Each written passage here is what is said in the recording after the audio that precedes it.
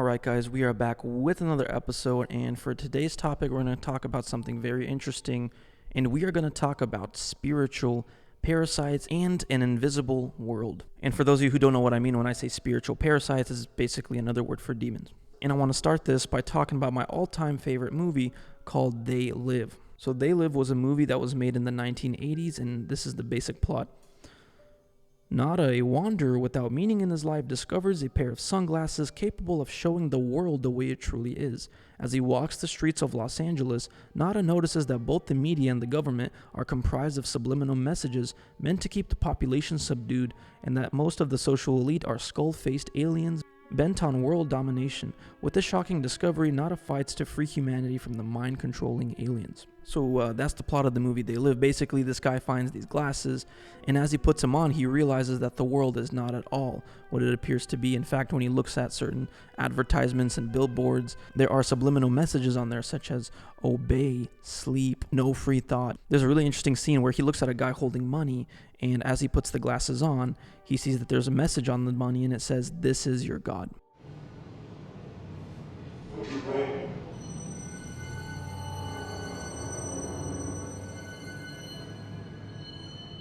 One of the reasons I love this movie so much is the actual director of this movie has stated that this movie is not just a movie or a work of fiction, it's actually a documentary. This movie is definitely a classic for its time.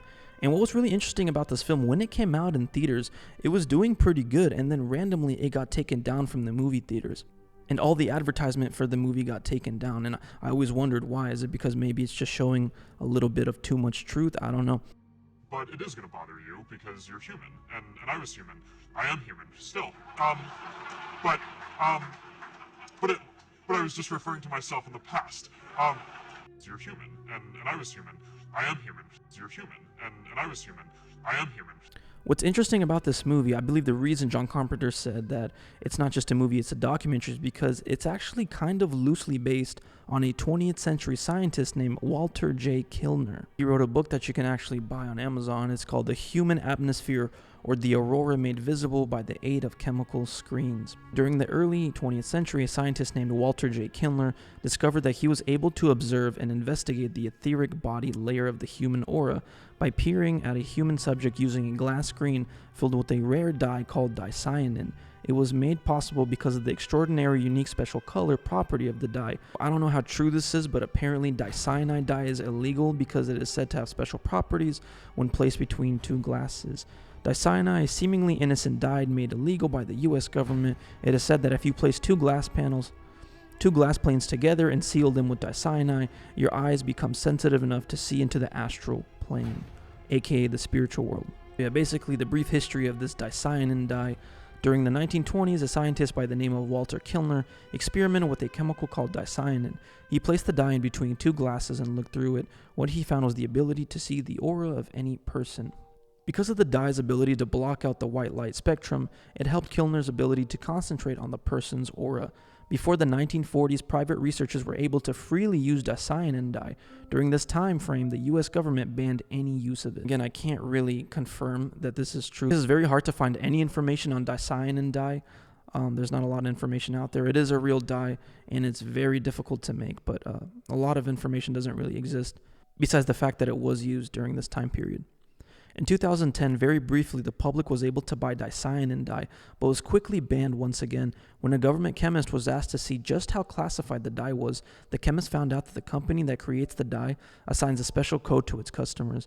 The chemist also found out that his security code allowed him to buy all the LSD, heroin, and cocaine he wanted, but wasn't high enough in clearance to request dicyanin dye. George Andrews' experience with auroric lenses. In his book, Andrews, a researcher, quotes a statement made by the director of leading-edge research named Valdemar Valerian. A friend of mine and four of his friends experimented with crystalline structures a year or two ago. They figured out how to cut them along certain planes so they could actually see the aura or energy field of people around them. That's when they discovered that all people aren't actually people, or the people they thought they were. It appears that some ET-like humanoids have a dark blue, ovoid aura. Now, I don't really believe in aliens, but I do believe that some people who've had abduction stories or encounters with ET are telling the truth, but they're not aliens. They are demonic entities from other dimensions. But yeah, like I said, I don't believe in aliens, but I do believe in demons, and that's what I think aliens actually are. I think they're demons. So yeah, what this guy is basically, what George Andrews is saying in his book, he experienced these auroric lenses that he had, and he was able to see different auras around people. And he said that not all people are actually people. Some people look like unhuman entities, and that their human appearance, when we just use our regular vision, is just a disguise. So if all these experiences are true, it kind of backs up the director of the movie They Live, John Carpenter, when he said that his movie is not just a movie, but it's a documentary. Because whether you believe in the spiritual world or not, even if you're an atheist, right, and you only believe in observable science can tell you that an invisible world does exist. We are blind to 99% of reality. We cannot even hear most sounds that exist all around us. Our hearing is only from like 20 to 20,000 hertz, I believe. Anything above 20,000 or below 20, our ears can't pick up whatsoever. And also, there are a bunch of colors on the color spectrum that we can't even see. So this proves that most of the world is invisible to us. The world is incredibly colorful, incredibly noisy, and we can't even hear or see most of it. So that alone proves that an invisible world does exist. And if these accounts are correct, that means there are also entities all around us. And if you're a believer in the scripture does talk about these entities and that we can't see them. They are invisible. There is spiritual wickedness in high places. And I saw the video of this one Russian guy who finds a piece of glass, and people are saying that it's apparently that same dicyanin glass that allows you to see things your normal senses can't pick up. And the Russian guy basically takes this piece of broken glass and he lifts it up to the sky, and it shows like a weird object in the sky. I don't know how true this video is. Maybe it's not true at all. It's probably not true, but honestly, who knows these days. Ярко, плохо вижу, но вижу. Убираю стекло. Оп. Оп. Вот тебе, блядь. Кусок стекла. Кусочек стекла, блядь. What's really interesting is I found this comment from one subscriber on this video I watched concerning the same topic of They Live and real They Live glasses. And this one lady said something very interesting about her daughter, and I'm going to read it to you. My daughter says that in the dark, but when there is still some visibility, people's faces look different. Some look like monsters. Some look like different creatures or skeletons. Based on what I gather, the skeleton people are probably human.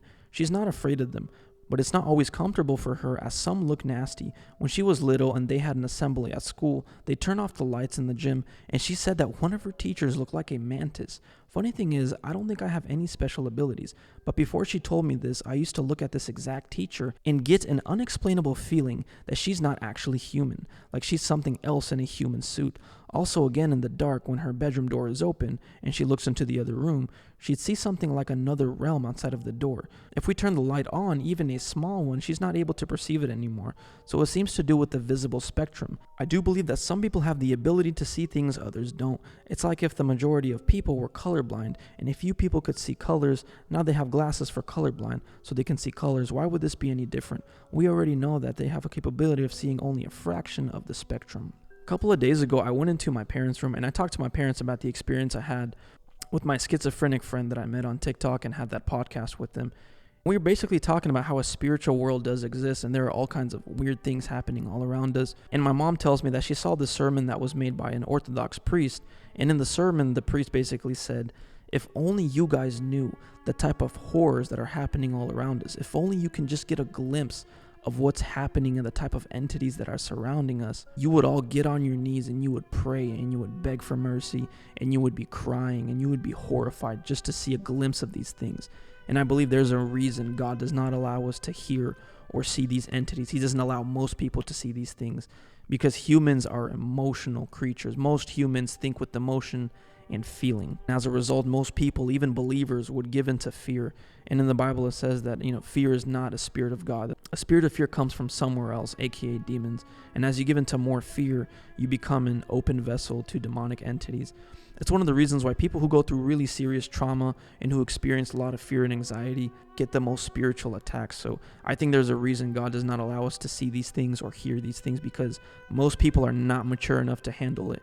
They would freak out, they would lose their mind, and I believe that is literally the reason why we can't see or hear these things, why we're not allowed to. But I believe children can, and the reason is I believe that children are just observers. They're, like I said, they're not biased. They don't think with feelings or emotions. They have no preconceived ideas. They are clean slates. But adults, as we get older, we become very emotional creatures, and we become immature, and we just can't handle these things. So that's why God placed a veil and does not allow us to see these things. But yeah, guys, I just thought this was very interesting, and it just goes to show that a spiritual world does exist. So thank you so much for watching, guys, and let me know your honest thoughts in the comments below, and we are out.